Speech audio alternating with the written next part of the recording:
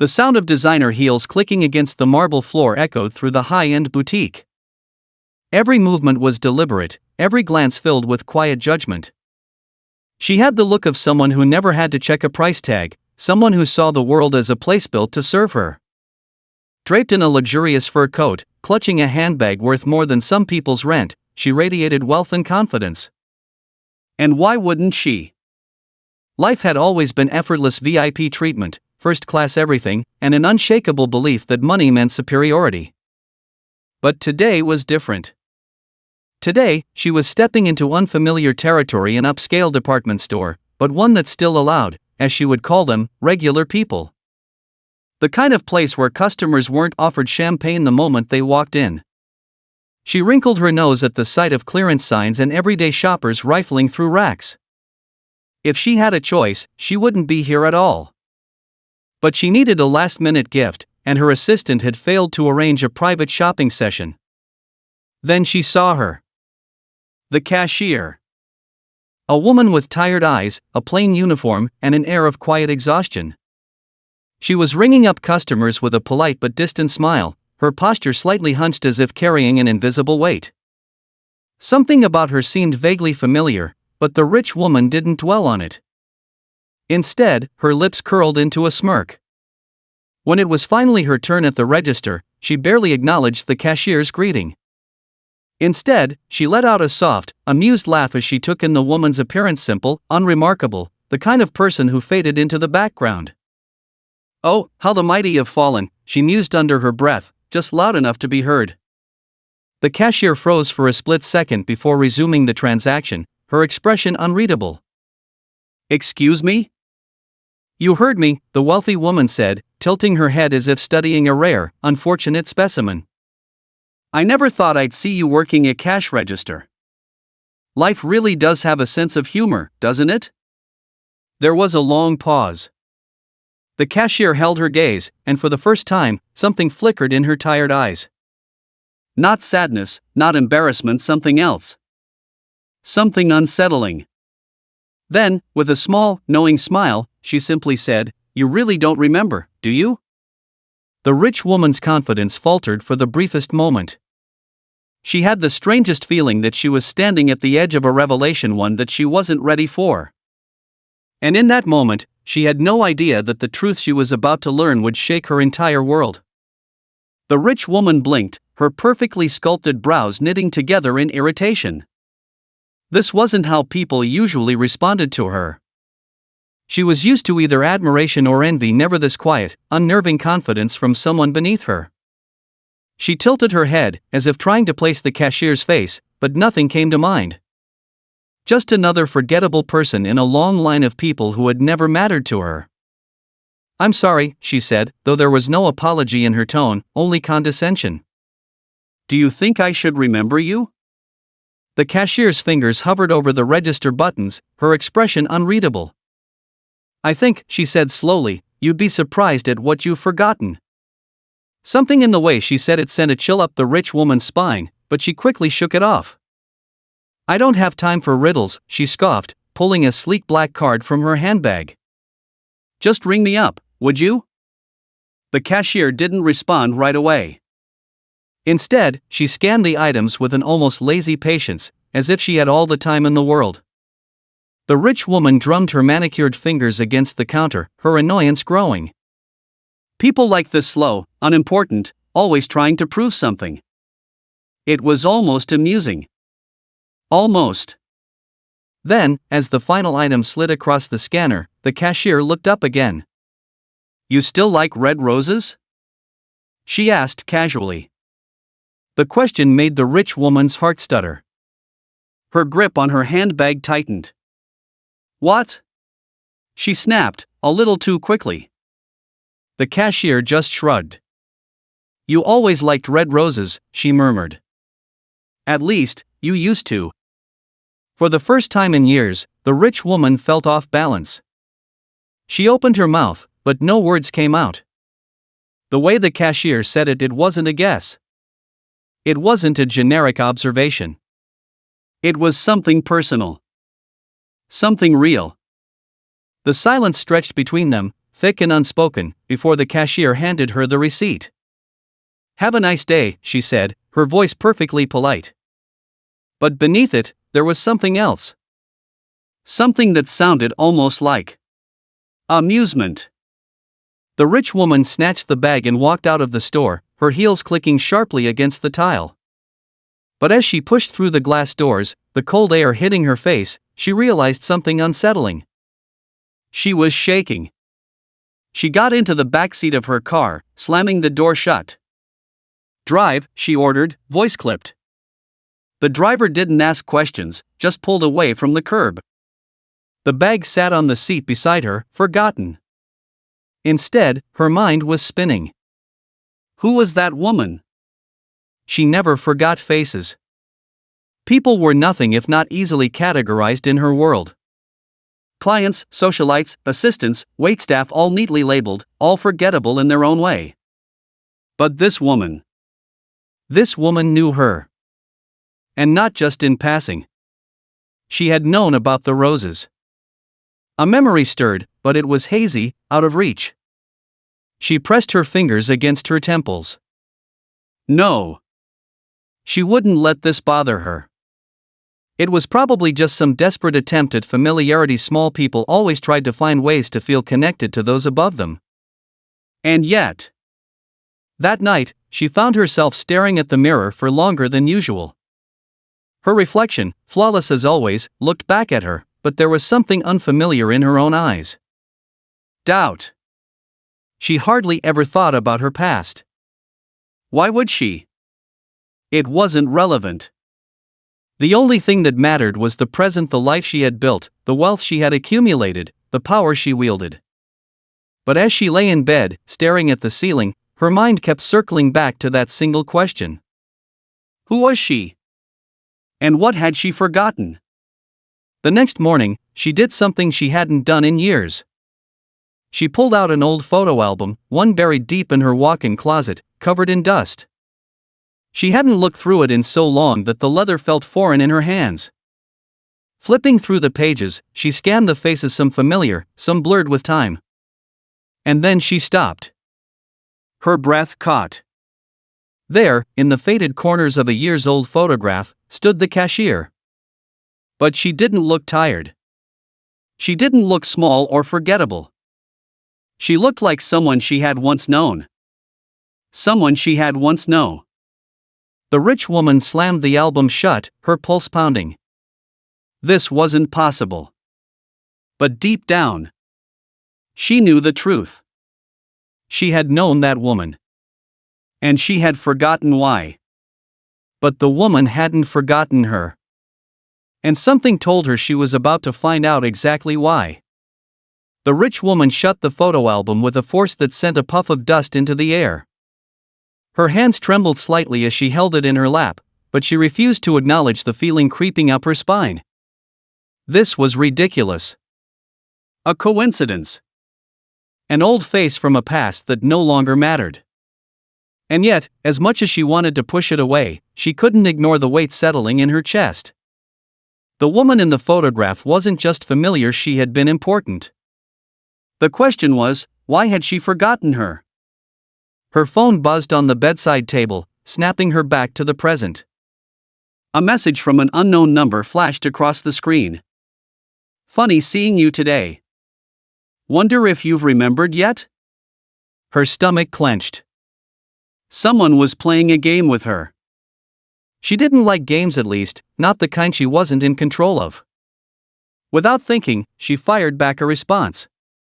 Who is this? The reply came almost instantly. You'll figure it out. You always were smart. When it suited you. A cold knot formed in her gut. Her mind raced through possibilities. Who had access to her number? Who would even bother? She had people to handle things like this, to keep nuisances away from her. And yet, here she was, gripping her phone as though it held the answer to a mystery she wasn't sure she wanted to solve. Sleep never came that night. Every time she closed her eyes, flashes of the past flickered through her mind, moments she had long buried, names she had long erased. But one face kept surfacing over and over. The cashier. Younger, happier, standing beside her in another life. By morning, exhaustion tugged at her features, but she had made a decision. She wasn't the kind of woman to run from anything, least of all a ghost from her past. She would go back to the store. When she arrived, the atmosphere felt different. Maybe it was just her own heightened awareness, but the light seemed harsher, the hum of customer chatter more distant. She scanned the registers, but the woman was nowhere to be seen. A manager stood behind the counter, chatting with another employee. The rich woman approached, smoothing out her coat as if regaining her composure. "Excuse me," she said, her tone sharp but controlled. "The woman working this register yesterday. Where is she?" The manager frowned. "Who?" "The cashier," she pressed, irritation creeping into her voice. Dark hair, tired eyes, a way of speaking that suggests she knows more than she should. The manager gave her a blank look. "Ma'am, I don't know who you're referring to. The only people working registers yesterday are here today." He gestured toward a row of employees, none of whom looked remotely familiar. Her pulse quickened. "That's not possible. I spoke to her." The manager exchanged a glance with the employee beside him before shaking his head. "Are you sure you weren't mistaken? Maybe it was someone from another department." She clenched her jaw. She knew what she had seen. What she had heard. And yet, as she stood there, something even more unsettling dawned on her. She had never actually seen the woman's name tag. Her phone vibrated in her pocket. Slowly, she pulled it out. Another message. "Looking for me?" She whipped around, scanning the store, but there was no sign of her. This wasn't possible. She left without another word, stepping into the crisp afternoon air, heart pounding against her ribs. She had been played. But by whom? And why? Her driver pulled up to the curb, and she climbed in, pressing her fingers against her temples. She needed answers.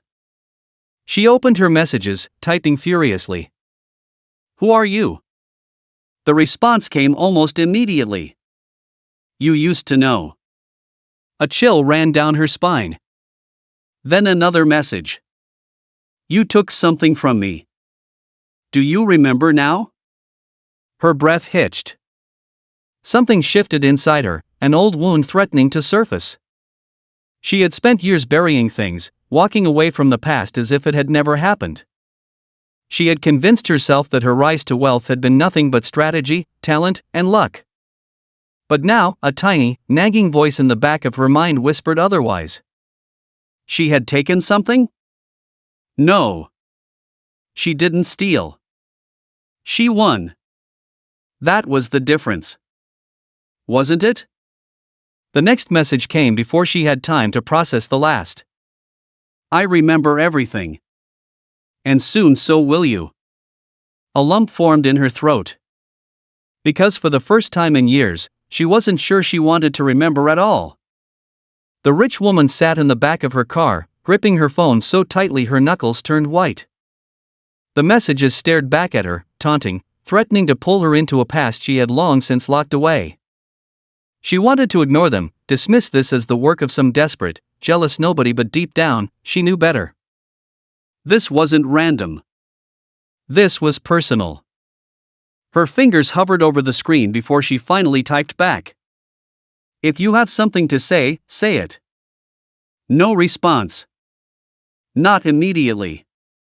But then, just as she was about to shove her phone back into her handbag, it buzzed again.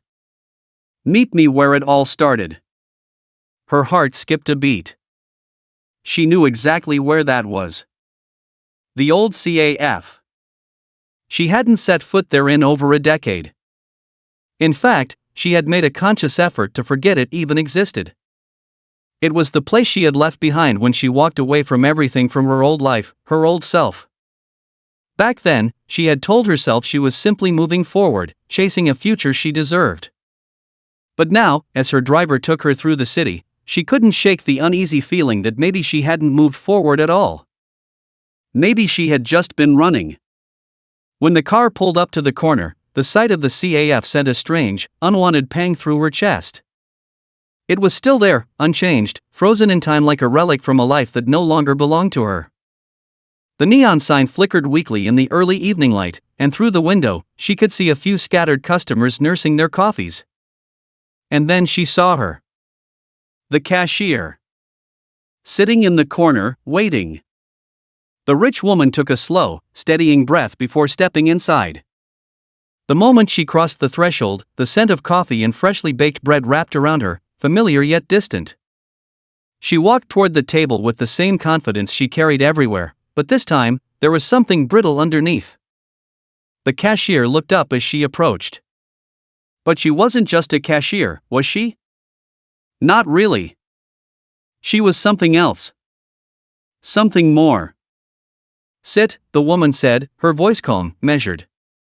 The rich woman hesitated, then lowered herself into the seat across from her. For a long moment, neither of them spoke. Then, finally, the cashier the woman from her past leaned forward slightly. You remember now, don't you? The rich woman opened her mouth to deny it, to pretend she was still in control, but the memories were already flooding in, unstoppable. They had been friends. No more than friends.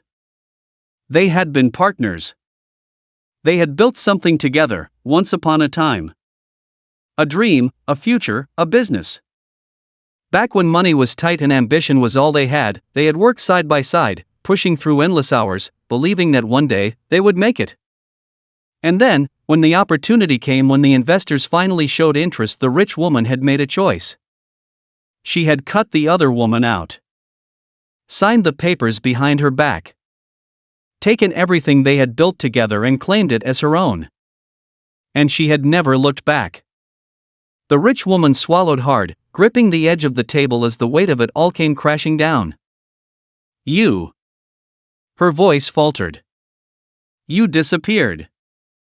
You never tried to. I didn't disappear, the woman interrupted, her gaze steady. You just stopped looking. Silence stretched between them, heavy and suffocating. I wanted to see if you would remember, the woman continued. Not just me. But who you used to be. Before the money. Before the power. Before you became someone who could throw people away like they were nothing. She leaned back, exhaling slowly. And now that you do remember. What do you have to say for yourself? The rich woman opened her mouth, but for the first time in years, she had no words. No excuses. No clever deflections. Because she knew the truth. She had spent so long convincing herself she had built her empire on hard work and ruthless ambition, but the foundation had been betrayal. She had justified it, told herself it was just business. That people got left behind all the time. But sitting here, staring into the eyes of the woman she had once called her closest friend, she realized something. She had left more than just a person behind. She had left behind a piece of herself. The woman across from her studied her for a moment longer before shaking her head, as if she had already known all along what the answer would be. I don't need an apology, she said, standing up. I just needed you to remember. The rich woman felt a lump form in her throat. Wait, she said, but the woman was already walking away. She watched as her former friend stepped out into the night, disappearing into the city like a shadow. And for the first time in years, the rich woman felt something she hadn't allowed herself to feel. Regret. Not because she had lost everything, but because she had finally realized what she had thrown away. She sat there long after the woman was gone, staring at the empty seat across from her. For the first time, wealth felt hollow. For the first time, she wondered if all the power in the world could ever make up for what she had lost. And for the first time, she wasn't sure.